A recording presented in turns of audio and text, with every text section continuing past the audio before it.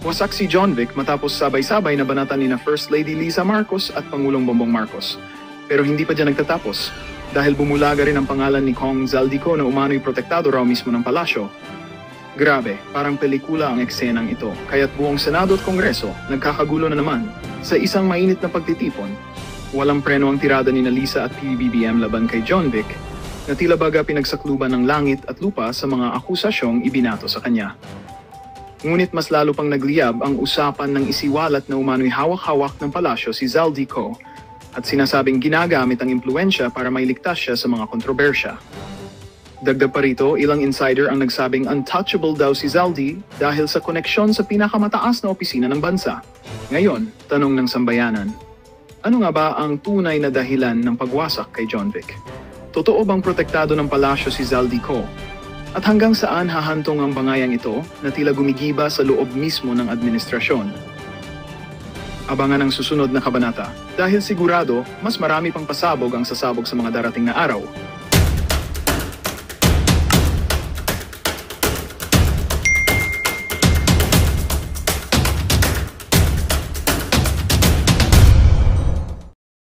Sa mga rally kahapon dyan sa, kung di ho tayo nagkakamali, sa ano ho ito, sa EDSA ho ata ito eh.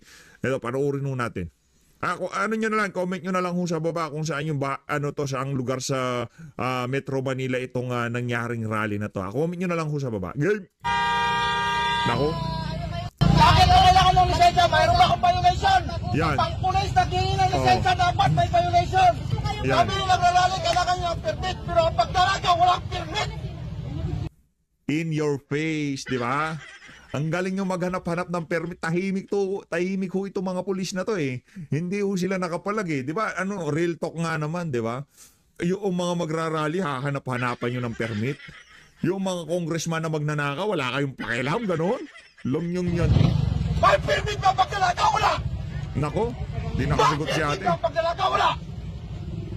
Kung ako ninakawan, ikaw din. Kayo din. Lahat tayo ang ninakawan. Tapos hihingan nyo kami ngayon ng permit. Mga putang ina ninyo. In your face, ating. Alam ko naman na pag-utusan lang kayo ni John Vic Remulla. Alam ho namin yan na pag-utusan kayo.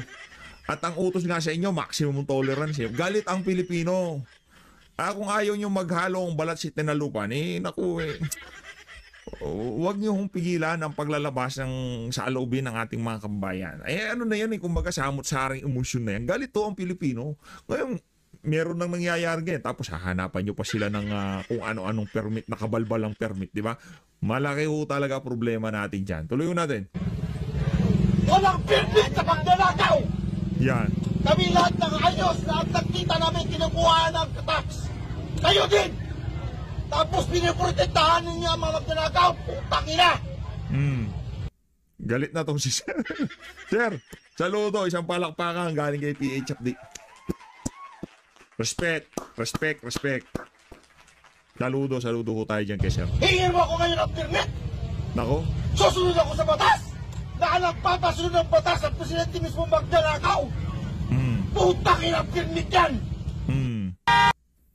Real talk. Yan ho ang realidad sa Pilipinas. Pagka ikaw, ordinaryong Pilipino, paglalabas ka na sa loobin mo, napakaraming kabalbalan, kalokohan na hinahanap nito mga pulis na to. Pero pagka ninanakawan tayo ng mga buhaya dyan sa House of Representatives, tila bagang wala silang pakialam. Rekta na ho tayo dito kay John Vic Remulla. Alam ko yung emosyon ng mga kababayan natin nung napanood ho nila yung video na yun, talagang tumatago, sika nga, di ba? Ang sakit ho sa dibdib, no? Pagka napanood nyo yung tipong, ba't nyo hinahanapan ng permit itong si Sir? Di ba? Ano naman siya yung tipong lihitimong rally-star, lihitimong merong pinaglalaban. Pero yung mga ano dyan, yung mga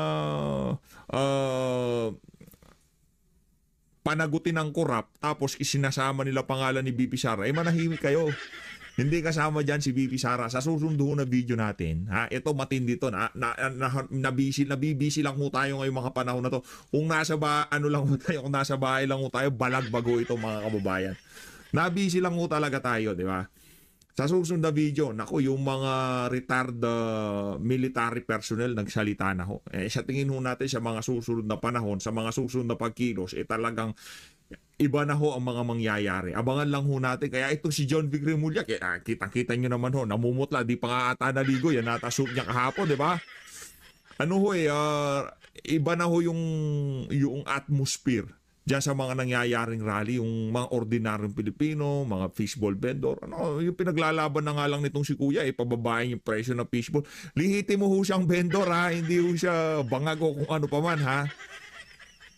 Lihiti mo ho siyang vendor. Meron ho siyang kariton, meron ho siyang motor, nagtitinda ho talaga ng fishball. Lihiti mo ang kanyang pinaglalaban. Siya mga natawa doon sa pinaglalaban ni Kuya. Ano ho siya, manininda ho siya ng fishball.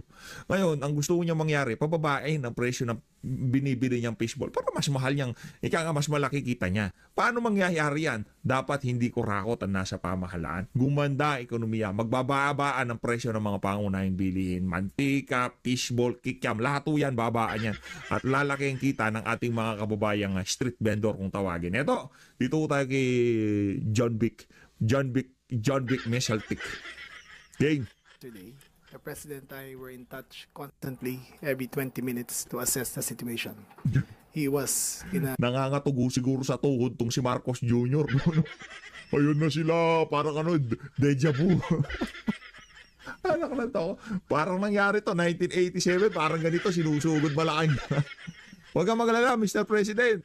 Nandun pa lang tayo sa introduction, nga. Aabot tayo dyan. Kung sakali mong papasukin na yung buwisit na lugar na yan, na pugad na mga magnanakaw, anak ng towa, isang karangalan kay PH Update na isa sa mga mangunguna na papasok dyan sa buwisit na lugar na yan. Walang hinatid na ginhawa sa sambayan ng Pilipino. I mean, kung sakaling umabot sa punto, pero tayo hindi natin gusto yan. Diba, napuno na sambayan ng Pilipino, gusto natin pumasok manguna at magkaroon ng mapayapang pag-uusap sa pagitan ng mga realista at nitong si Marcos Jr. Yun ang ibig natin sabihin. Walang kaguluhan, peaceful protest. Si Tatay Digong nga, di ba? Ano ginawa ni Tatay Digong? Mga makakaliwa, pinapasok niya sa Malacanang. Para saan? Para magkaroon ng makabuluhang pag-uusap. At yun ang ating hinihintay dyan. Kung sakaling papasukin niya lugar na yan at papapasukin ng mga realista at magkakaroon ng makabuluhang pag-uusap, isa tayo sa mga dadalo dyan, ika nga, di ba? Ganun o yun. Wala tayo ibig sabihin ko, kayo naman, masyado kayong kabado. Wala yan. Tayo gusto natin mapayapa, maayos, walang masisira o kung ano pa man, mapayapang pagkilos. Yan ang atin dito sa PH Update. Alam mo, law-abiding citizen si PH, di ba? Hindi ko natin gusto yung kaguluhan. secure facility inside the compound, monitoring every single step. Nako. At approximately 2 p.m., while I was at the command center in Camp Crame, he called me and asked me to personally assess the threat level that was going on in Ayala Bridge. The anarchist burned a container truck that was put by the PSG to block the entrance of the Ayala. Yun. Mga lihiti mong nagkikilos protesta, pagka ikayo, napuno na kayo sa kabalbalan ng administrasyon na to, kalukuhan ng administrasyon na to, kakurakutan ng administrasyon na to, at ilinabas nyo ang inyong saloobin, anarchist na kayo. Di ba? Yaan. Ang problema, hindi naman ho ito ordinaryong Pilipino. Oligarko ho ito, mayaman ho ito, dynasty ho yung mga Remulla na yan. Kaya hindi ho nila ramdam yung saloobin na sambayan ng Pilipino. Kaya pagka ikaw, napuno sa kukurukutan ng mga politiko, ang tawag sa'yo, anarchist. Palakpakan natin si John Vic, kayo naman, oo. Yan ang mga natin, yun yung mga leader natin, di ba? Pagka kayo, naglabas ng lihitimong saloobin, lihitimong panawagan, lihitimong hinaing sa pamahalaan, kakurakutan, at yung linabas nyo yung saloobin, nagkagulo, nagkabalyahan, ang tawag sa inyo ni John Vic Remulla, anarchist. Palakpakan ng walang iya. Pambihira, oo. Bridge. Subsequently, at around 3:30, the corner of Mendiola and Legarda, I think, at 3:30, a crowd of approximately 5,000 converged at that corner. The President's directive very explicitly stated that the PNP shall act with maximum tolerance. And with maximum tolerance, they only had their riot gear and no firearms.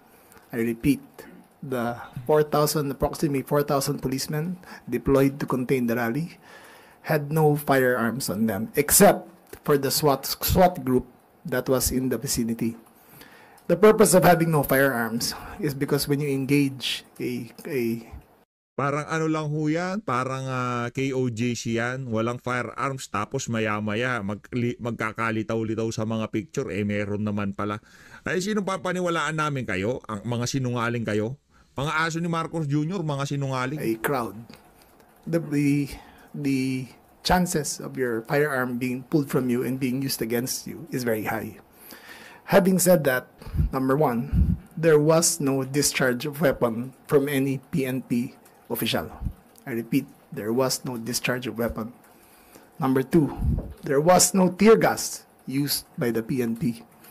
All the soldiers, all the policemen behind had instructions, use maximum tolerance. So they had no tear gas and they had no firearms.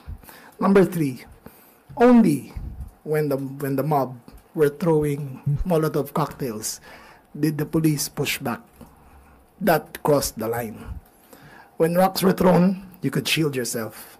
But Molotov cocktails crosses the line. That can cause death. Having said that, the police pushed back. Pushing back using maximum tolerance.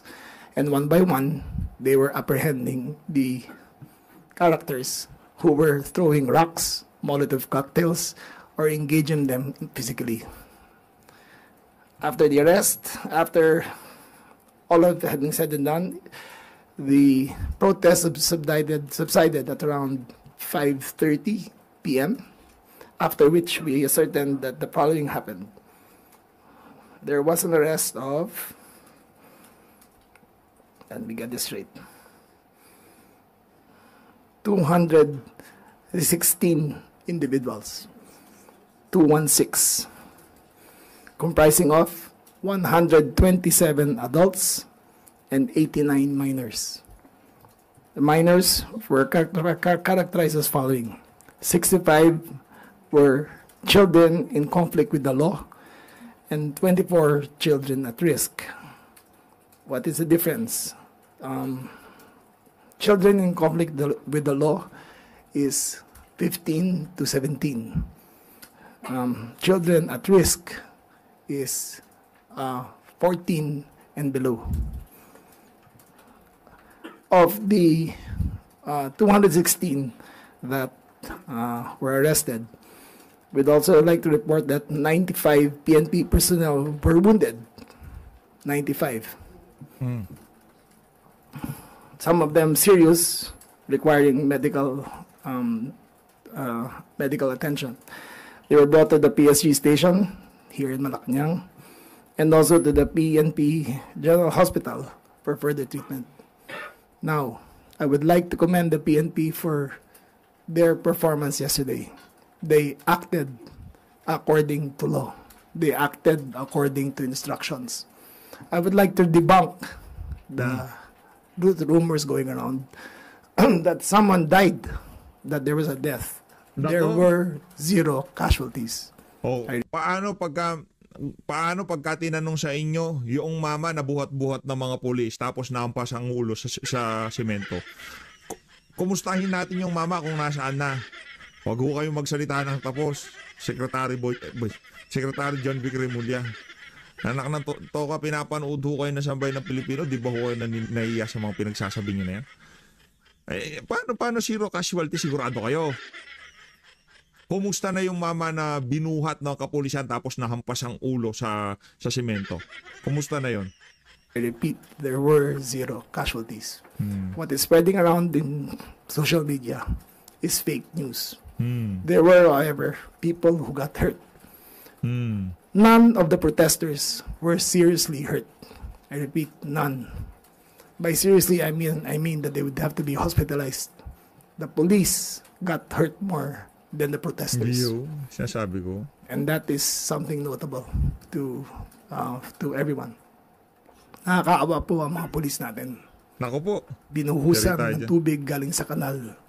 Binato ng hollow block. Binato ng Molotov cocktail. Kawawa naman ang mga kapulisan. Kawawa naman sila. Lang yan, di ba? Pero yung mga Pilipinong pinagnanakawan, hindi kawawa. Ino-optics mo kami, Brads eh. Huwag mo kaming optikin. Ino-optics mo. Ang tawag dyan, optics. Diba, palabasin natin yung mga nagkikilos protesta, baka masasamang tao. Diba, ganun ho yan mga kababayan. Tapos yung mga pulis, kawawa sila dito. Pinagnakawan yung mga yun, Brad. Meron silang lehitimong panawagan. Hindi ho nila gustong ibaliktad ang pamahalaan kagaya ng mga makakaliwang sinasagupan ng mga pulis ng mga nakalipas na panahon. Ito ay mga ordinaryong Pilipino. Hindi sila mga makakaliwang grupo. Siguro mga merong iilan na humalo diyan sa pagkilos, pero karamihan ho diyan mga vendor, mga ordinaryong Pilipino talaga. Aktil. Nasusunog sa tabi nila. Pero ganun pa man, walang ginamit na dahas laban sa mga realista. Sayang naman ang efforts ng buong Pilipinas na nagprotesta. The 65 or so thousand that protested and aired their grievances, which the President duly respected their right to do so. Their right to grievance was marred by maybe a group of 1,000 hooligans who wanted nothing but to spread anarchy. The first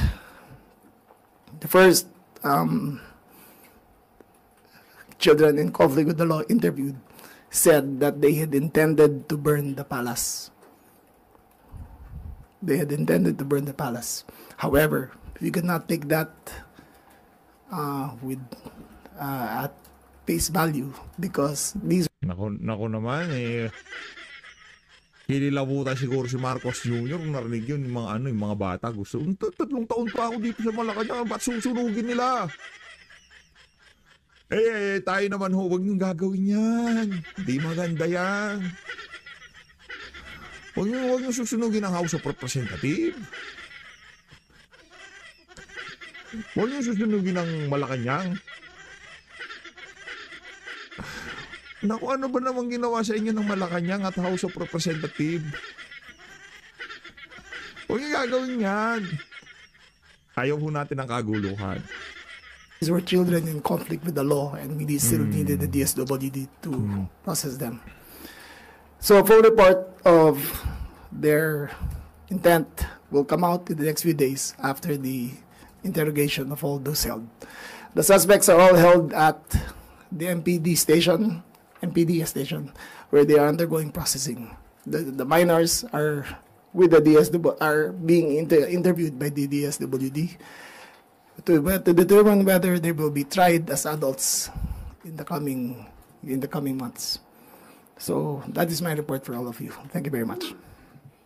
Next, we have Acting PNP Chief Lieutenant General Jose Melencio Nartates Jr. Wala akong pakialam sa Nartates. Aso lang naman ni yan. Aso lang naman ni John Vic Remulla yan. Walang kwenta yung si Nartates. Dito tayo. Kay Ma'am Pinky. Ito si Ma'am Pinky, idol ko to eh. Isa ito sa mga pinapanood ko talaga reporter eh. Dito tayo kay Ma'am Pinky. Panoorin ho natin ang pagsalansan nito si Ma'am Pinky. Dito kay Franklin Drilon, Senator Franklin Drilon. Game. Nakakalungkot. Okay. But let me immediately tell you, Pinky, to me, this is necessary. Kailangan itong nangyayari sa atin. Ngunit, itong corruption, hindi po mawala yan kung hindi natin lagyan ng reforma ang ating mga institutions of democracy, of accountability. Ito lang, Pinky. Noong panahon ni Gloria, nagkaroon po ng ZTE deal. And BNZTE. Sino ang nakulong? Yung whistleblower, si Jude Lozada. Right.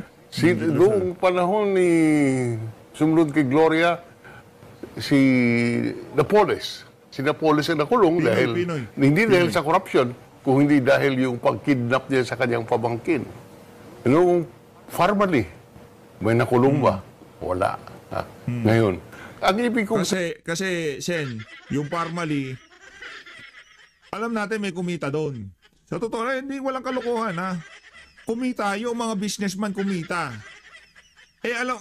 Ganito kasi yan. Pagka panahon ng crisis, meron talaga mga oportunista ang ang tawag dito, mga businessman.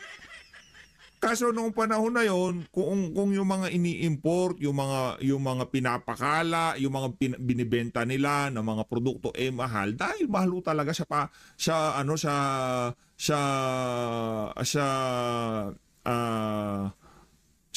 merkado, sa pangdaigdigang merkado kung tawagin. Di sa Pilipinas. Pagka in-import natin itong mga face mask na to, doon sa face shield talaga medyo diskumpiyado tayo dyan. Kasi wala ho tayong bansa nakita nagpa-face shield. Okay? Doon sa face shield, meron problema doon. Pero yung price, again, ganun ho talaga yun mga kababayan. Sa maniwala ho ko siya hindi, kahit ibang bansa, talagang mahal ho ang face mask. Hindi ko dinidepensahan. Sinasabi ko nga dito, yung face shield, medyo diskumpiyado tayo doon. Kasi wala tayong nakikita nagpa-face shield noong mga panahon na yun. At parang wala man tulog yun, di ba? Yung hangin, nahahampas sa mukha mo, papasok din naman sa gilid. Ganun din naman. Meron ho talagang kumita. Pero sinasabi natin dito, lahat ng raw materials, lahat ng manufacturing, lahat ng importation sa mga partikular na gamit na to, mahal noong mga panahon na yon. Walang nakulo kasi pamumulitika yung issue ng parmali. Sa maniwala ho kayo sa hindi mga kababayan. Sasabihin naman ho natin dito kung mayroong problema. Hindi ho natin isusugarcoat kahit panahon pa ni Tatay Digong kung may issue yan. Yun nga si Duque, di ba? Binabanatan natin yun. Araw-araw natin yun. Isa tayo sa mga nananawagan na mag-resign ka na. Hindi ka na asset sa administrasyon, Tatay Digong. Inahatak mo na pababa ang administrasyon, di ba? Si Duque, dating DOE Secretary, binabanatan natin yan. Pero sabagay, alam naman ng mga kasama natin dito sa PHFT, pagka politika, malayo pa lang, alam na ho nila yan. Sabihin, we must have reforms in our institutions of accountability. Sa akin lang wala pong takot ang mga tao ngayon Kaya po, ganun kalaki ang ninanakaw nitong manintik. Pero bakit po walang takot mula noon? Walang takot. Ang ganda yung tanong mo, bakit walang takot? Dahil wala nakukulong. Wala nakukulong. Our rule of law is not effective. Alam niyo, Pinky, yung the role of law is to place fear of punishment. Kung hindi ka naman takot na mapaparusahan ka, sige ka lang sige. Pero malakat at tingnan mo ang ating kasaysayan, wala pong nakukulong. So, formally, ang laki nung anomalya doon, inimbestiga namin sa Senado. Right. Wala nakukulong. Our institutions of accountability are not working. Just a quick question on that. Because you started, Senator, with kailangan ng reforma sa institusyon. Yes. Anong kailangan natin i-reform sa institusyon para matakot po ang mga tao, para hindi na sila maging corrupt o hindi maging sobrang corrupt? The institution can only be as effective as the people running it. Kung maayos ang ating proseso sa pagpili ng mga namumuno dyan sa mga institusyon na yan, siguro that's the first step. So elections, would that be correct? Election. Electing the right people. So malaking trabaho, hindi po pwedeng overnight ito. So it must be consistent and reform-oriented remedies. If I were to ask you, sir, from the time of the late President Corazon Aquino till now, what seemed to be the problem? Why did we get here? Yun nga sinabi ko. Yun na rin walang po. takot The failure of the rule of law. Ang walang deterrent Ang batas para po matakot ka Because ito, kahit alam ko naman, itong si Franklin Drilon, ayaw yan sa parusang bitay. Tanungin kita, Franklin Drilon, anong pinakamagandang deterrent sa mga magnanakaw na yan? Tanungin kita. Sige, mag-diretsuhan tayo dito. Kasi ayaw nyo ng gusto nyo ng deterrent, ayaw nyo naman sa parusang bitay. Anong klaseng deterrent ka? Kulong? Magnanakaw ka ng sandamukal na pera, tapos ikukulong ka lang? Pambihirang yan. Tapos may Court of Appeals, Supreme Court, absuelto ka? Naklanto ka. Ang pinakamagandang deterrent, sampulan natin yung isa politiko, gurgurin natin. Di ba? Patayuin natin si Luneta, i-firing squad natin. Tingnan natin kung meron pa magnakaw dyan. Tingnan natin. O kaya sige, wag na nating pakuyog na lang natin sa sambayan ng Pilipino. Yarin lamang pinagnakawan niya sambayan ng Pilipino. Ganon kasimple. Ipakuyog natin. Ang nantokan, deterrent. Kalokohan mo lang. Go very Nangyari ho. Naku, technical na naman ho ito. Technical. the conduct of people. At kung hindi sang-ayon sa batas, makukulong ka. Ito, hindi wala nakukulong. Or Senator, would it also be yung ulo? The person who is leading us, the president? Yes. Kasama na yan Kasi lahat. sabihin po natin, Pinoy, walang korap, walang mahirap. I mean, one of the reasons, if we look back, kaya po nanalo si dating Pangulong Noynoy Aquino dahil sa kanyang slogan na walang korap, walang mahirap, hindi ho ba? So, minsan ang tanong din ng tao, parang pumikit ka, pagising mo, bigla na lang napunta tayo sa ganitong klaseng sitwasyon.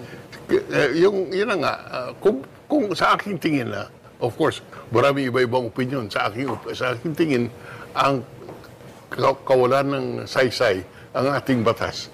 Walang sumusunod. Wala naman ang paparusahan kung di sumusunod.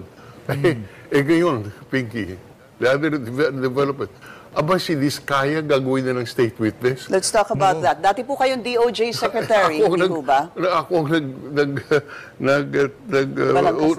nag-implement ang Witness Protection Program. Yung si Eileen Sarmenta. Can you imagine, it makes me boil to see that this guy is... I want to backtrack a little bit. So during the Senate hearing, na ang chairman nun was Senator Marcoleta, naglabas po ng statement, di ho ba, yung si Diskaya, yung mag-asawa, affidavit, di ho ba, affidavit, in-enumerate nila. Tapos that was the time that Senator Marcoleta parang referred, would be the right word, I guess, them to the Witness Protection Program. But obviously that is still under the advice or the approval of the Senate President. But final approval will be the DOJ. Yung pa lang doon po tayo pumunta dahil doon nag-umpisa. What were your thoughts about that? My thoughts is that dapat po hindi gawing state witness yan. Dahil lang yung state witness may qualifications dapat you are not the most guilty. Yeah. Dapat yung testimony mo kailangan para ma-convict yung akusado. Dito si Diskaya appears to be the most guilty. At kaya ako'y nalulungkot. Kasi ang epekto niyan, si Diskaya, kailangan, yung style ni Diskaya iba ha, most guilty. Ibig sabihin, hawak ko niya sa leeg, itong si Martin Romualdez, hawak ko niya sa leeg, yung mga DA secretary, yung DPWH district engineer, yung mga congressman, lahat hawak ho ng mga Diskaya. Takot sa kanya si Martin Romualdez. Pagka sinabi ni Sara Diskaya, pondo para sa project na to, insert itong pondo na to, district engineer, ilabas nyo na yung pera, takot sila kay Diskaya, okay? Mula ngayon, si Sara Diskaya ang presidente ng Pilipinas, okay? Takot daw, most guilty pala di ba? Ganun lang naman yung mga kababayan. Pag ginawa mo siyang state witness, hindi na siya masasampahan ng kaso. Kaya immune siya. Immune. Libre siya. Ngayon, kaya aking pakiusap kay Secretary Rimulya, siguro, pabayaan mo na sa husgado yan kung siya maging state witness. Kasi ang husgado naman ang magsasabi kung pwede siya mag-state witness o hindi. Correct. Isn't it also... napakaganda nun. Pero para sabihin na si Diskaya ang most guilty, meron tayong problema doon, Senator Frank. Ako kahit paano yung mga previous pronouncement mo, pinapakinggan ko dahil parang yung tamama na to meron na atang pinagkakatandaan. Pero para sabihin mo sa akin, ngayon, na yung mga Diskaya, sila ang most guilty, meron tayong problema dyan, Senator Franklin. Ang alam natin dito, hindi ho mangyayari lahat ng kabalbala na yan ang ginawa ng mga Diskaya kung walang pondong isiningit, kung walang district engineer na trumabaho, kung walang congressman na naglabi sa project, kung walang DPWH na nagpalusot sa mga palpak na flood control projects. Di ba? Kung walang commission and audit na inaprobahan na tapos ang proyekto, gumagana ang proyekto. Kung wala ho lahat ng yan, kaya di ba, sige na, okay. Si Diskaya na, most guilty. Nagawa ho lahat yan. Mga Diskaya naglagay ng pondo, naglabas ng pondo, nag-audit doon sa proyekto. Sila lahat. Sila ang most guilty.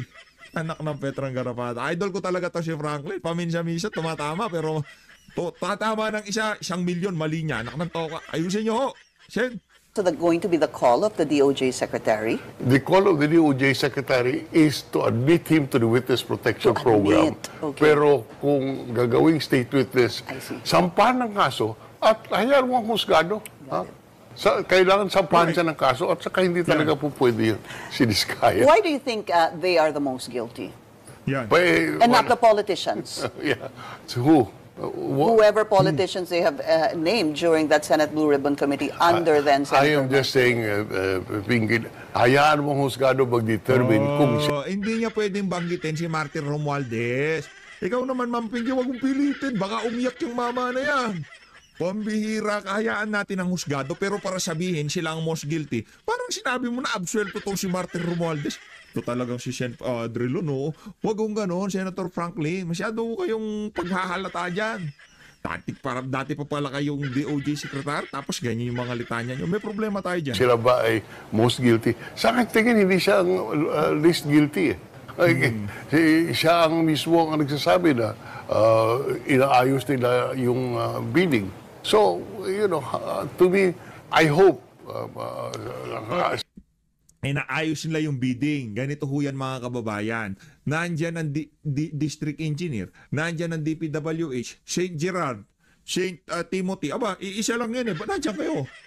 Aba, garapal naman ho ata eh. So, walang kasalanan ang DPWH, walang kasalanan yung district engineering office. Pambihira naman, Senator Frank. Huwag naman ho tayo maggabuon dito. Tatanda na ho natin. Hindi naman ho tayo. Hindi ka nga guilty yung mga Diskaya, pero tayo naniniwala hindi sila ang most guilty. Hindi ko pinagtatanggol dito, ha. Hindi nga natin kilala yung mga yan. Hindi ko pagtatanggol dito, pero nung kinanta nila ang pangalan nitong si Martin Romualdez at Saldico, yun na ho, ika nga kung tawagin yun, yung turning point, di ba? Ito na ang panahon na talagang ilabas yun na kung ano nalalaman nyo. At doon, sa ginawa nila na yun, kahit pa paano, na-earn ho nila ang respect natin. No? Kaya para dito kay Sen. Drilon, huwag hong gano'n. Ang baboy naman ng mga ganyang klaseng banat, di ba? Tuloy. si Secretary Mulya po, magaling na tao yan. Siguro naman hindi niya papayagan na magiging pumasok sa Witness Protection Program at maging state witness itong si Diskaya. So doon pa lang po, to be clear, Senator, to include them in the Witness Protection Program is something you're against. Of Yun course. pa lang, doon pa lang. It is a Kasi yun ang naratibo ng mga Piglaw at Dilaw. And we're asking this question po, Mr. Drilon, Chair, meron din niyang dahil Nagsalita na nga, may taga-saan ka ba, Frank? necessity for correction for this 2024 taga-saan ka audit ba? report. Taga-Ilocos And then, Norte ka ba? meron pong Alam other mo ba na audit meron din reports pala in the mga past kontrata that dyan sa have Ilocos found Norte, that there yung are mga deficiencies Diskaya na and yan? delays. Sino ba ang- Gusto natin, kanino ba baluarte hindi na ang po ano? mangyari Bakit siya. hindi napasama And I sa asked privilege Mr. na Chair, pinag-usapan? what assurance do Yan the ang people problema ho natin have na sumusunod na ngayon ang Office of the Vice President sa guidelines on disbursement and other proper fiscal procedures, given that there were reports last year that hindi po ito na sunod po according to procurement guidelines po. Mr. Chair, again, with all due respect with my colleague, the Office of the Vice President on modified Order, please. You're not acknowledged. Please wait to be acknowledged by the chair. We'll let the Is that the last question, Madam Vice President? We'll let the Madam Vice You have the President option to respond. Respond or not? My apologies, Vice Chair Pepito Alvarez. May I request for an orderly conduct of the hearing for the members to please wait to be acknowledged by the chair before you make a statement. Thank you very much. The floor is now with the Vice President to respond to the question of Representative Go. Yes, Madam Chair, as I said earlier, I don't know if everyone heard it. Every time we receive a comment from an auditor, we update our manual of operations. In order no missing items would be in the next expenditure program. that correct? Yes, sir. Thank you very much. Congresswoman Ko, that winds up your Thank questioning. you for that response, Mr. Chair. This will be my last question po. Okay. In relation po doon sa ibang mga items in the budget before, we have taken note that if confidential funds of the Office of the Vice President, according and as revealed to the good governance hearings, was dispersed to the security heads or the VP-SPG. May I ask po, no, bakit po dispersed siya to the VP-SPG or the security heads, pero ang nakalagay sa Joint Circular Number 2015-1 issued by DBM and COA that it should be dispersed to the Special Dispersing Officer? Madam Chair, this is the confidential funds is a subject of impeachment proceedings. Is a subject of the articles of impeachment from the House of Representatives, and I would not like to discuss the defense strategy, particularly because the prosecutors will come from the House of Representatives. Okay, Mr. Chair, my final question. No, Ito na I'm po sorry. yung last one. I'm sorry. Hindi na po siya That's part the ng last question. individual. Madam Yes, Chair, I'm po, sorry. Mr. Chair. I'm sorry, that's the last question. Madam Chair, may I be recognized? Yes, Senior Deputy Minority Leader. I move that we terminate the budget hearing on the proposed budget. Second. Second. Budget hearing for the Office of the Vice President is hereby terminated. Thank you very much. Thank you very much to Her Excellency, the Vice President, Sara Zimmerman Duterte, and to all the members of the Committee on Appropriations for today's hearing. Thank you very much po, Madam Vice President. May I solicit another motion from the body? Madam Chair, I move to suspend the hearing until 1:30 p.m. Second the motion, To Madam give Chair. way to the... Magandang balita ang hatid namin sa inyo ngayong araw. Sa pagtatapos ng aming balitaan, nagbigay kami ng mga mahalagang impormasyon. Maraming salamat sa pagtutok at pagsuporta sa aming programa. Huwag kalimutang manatili sa mga susunod na araw para sa mga bagong balita at mga kwento na dapat nating abangan. Mula sa Boses ng Masa, magandang araw, Pilipinas!